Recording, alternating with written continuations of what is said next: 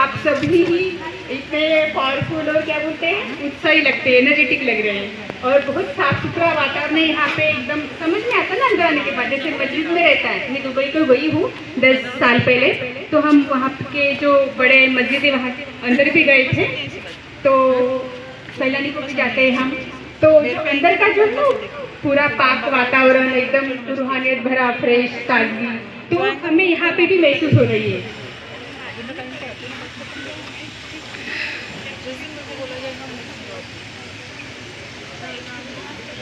तो ये कब आती है? जब आप अंदर से बहुत पाक हो, अंदर से बहुत स्वच्छ हो, बहुत प्यारे हो, तब आता है ये सभी, है ना। बाहर झलकता है वो और बाहर फैलता है वो सभी।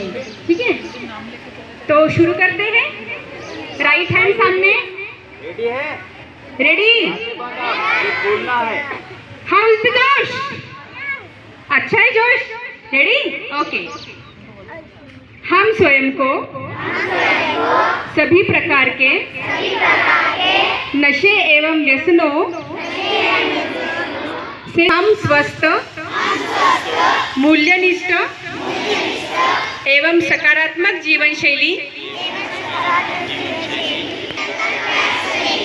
हम अपने परिवार,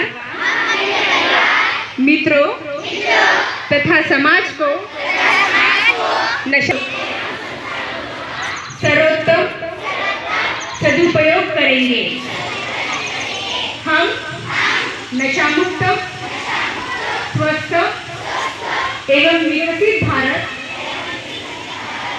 के निर्माण में अपना सकारात्मक योगदान देंगे।